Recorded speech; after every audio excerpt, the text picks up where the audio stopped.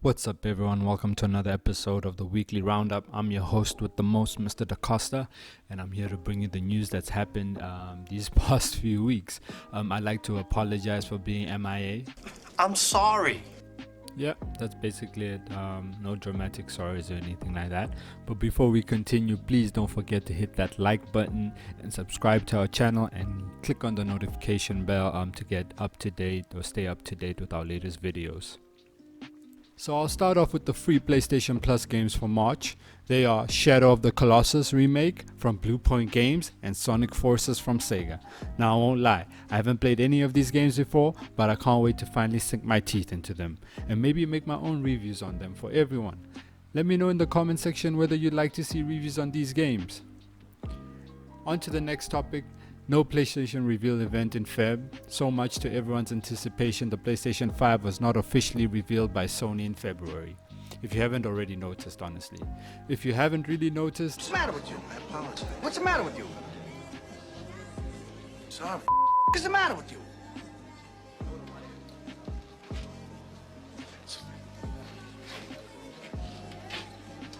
Sorry. So my gut feeling is saying that Sony isn't ready to unveil the PlayStation 5 just yet. They're definitely in the process though, and I have a feeling the reason Sony hasn't revealed the PS5 has to do with our tiny little friend COVID-19. You know what? COVID-19 is like that irritating little brother who always gets in the way of your plans. You know, that little bread that your parents always make you do things for, so you do them half-heartedly and then one day he disappears from your life because some wannabe clown who has a food fetish for little kids got in the way. But anyway, back to the topic. This virus has really messed plans up for a lot of companies, and it wouldn't surprise me if Sony's not revealing the PlayStation 5 has something to do with COVID-19. On to the next topic. PlayStation controller patent shows peripheral that can read your heart rate and sweat. So a new Sony patent has surfaced that reveals some new peripheral, and I repeat, peripheral, that Sony might develop that attaches to your controller and reads your heart rate and sweat. Once again, I repeat, a peripheral. Only because a lot of news outlets are calling this a DualShock 5 patent, when within the document itself they even go as far as to give an example of the device connected to a DualShock 4. So according to the patent itself, Sony says, active sensors apply a small current to the user's skin in order to detect the conductance, while passive sensors measure a voltage without applying a current by use of a voltage amplifier. Such sensors may measure galvanic skin resistance and or galvanic skin potential. So this means that the device isn't really reading your sweat, but actually analyzing the electrical conductivity and potential of your sweat, which can be indicative of an emotional response that the user is going through. Now, this is kinda exciting because I can kinda see the application of this device in games. Like when you're fighting through a horde of enemies and your adrenaline spikes up, the game automatically adjusts for your heart rate and emotional response and thus increases the challenge of the fight. Or even in horror games, where the game can read your biodata and increase the scary music or the sense of dread in the scene. Or even in dating sims, where you're about to get the kiss and your heart rate jumps, but then the game denies you the kiss because you're a loser who plays dating sims. Le who? The her. The applications are truly limitless. But in all honesty, I'm glad this patent isn't some weird thing that just collects buckets of sweat and stinks up the place, and actually shows me that Sony is looking for new ways to play games and help increase the user experience. Now on to the next topic. No console wars because Microsoft does not see Sony and Nintendo as competition anymore. First of all,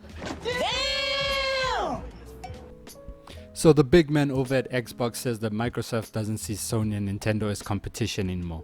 He is quoted as saying, "When you talk about Nintendo and Sony, we have a ton of respect for them, but we see Amazon and Google as the main competitors going forward. That's not to disrespect Nintendo and Sony, but the traditional gaming consoles are somewhat out of position. I guess they could try to recreate Azure, but we've invested tens of billions of dollars in cloud over the years. I don't want to be in a fight over format wars with those guys while Amazon and Google are focusing on how to get gaming to 7 billion people around the world. Ultimately, that's the goal."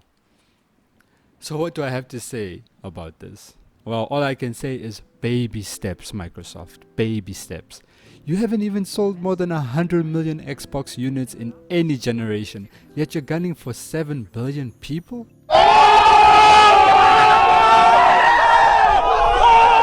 You got cojones, man. Like serious cojones. And by cojones, I mean the cha-ching, the guap, the money. It's no secret that Microsoft has tons of money, and that's why they can spend tens of bajillions on cloud infrastructure. But to not see Sony and Nintendo as rivals anymore is a bit naive of Big Philly. Only because there are a lot of factors that are out of the control of Microsoft. A big one being that high-speed internet is not the norm for the rest of the world. And to stream games, you'll need some bank to afford high-speed uncapped internet connectivity. So Microsoft needs to be a bit more realistic with their goals. No doubt the cloud is the future of gaming, but not right now. Until everyone has high-speed uncapped connectivity, 7 bajillions people is nothing but a dream. Now on to the next topic. AMD confirms that PS5 has an RDNA 2 GPU. So this was up in the air until it was confirmed by AMD during their financial analyst day. Up until then, a lot of leaks and rumors suggested that the GPU powering the PS5 was a variant of RDNA 1, a RDNA 1.5 of sorts. Now don't get me wrong, I was glad that the PS5 was using RDNA architecture for their GPU, but then along came Xbox with their Phil Spencer, and he confirmed that Xbox Series X would be using RDNA 2 GPU. The PlayStation fanboy in me threw a fit. How can Xbox Series X have RDNA 2 and PS5 have RDNA 1.5? This be some bull. But along came Lisa Su, riding on her bright and majestic AMD stallion, and saved me from despair. Thank you, Lisa. Thank you. So why is RDNA 2 a big deal?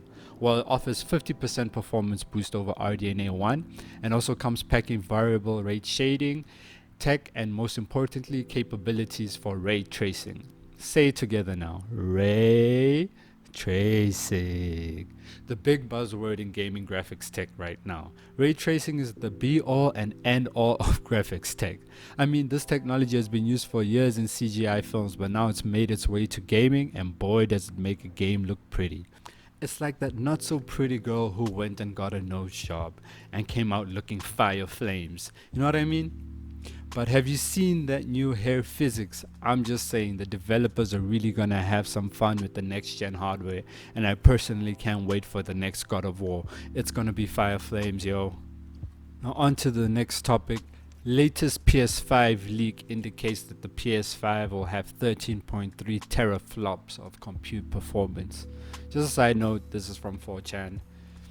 Some new information dropped that suggests that the PS5 is coming to the race packing 13.3 teraflops of power.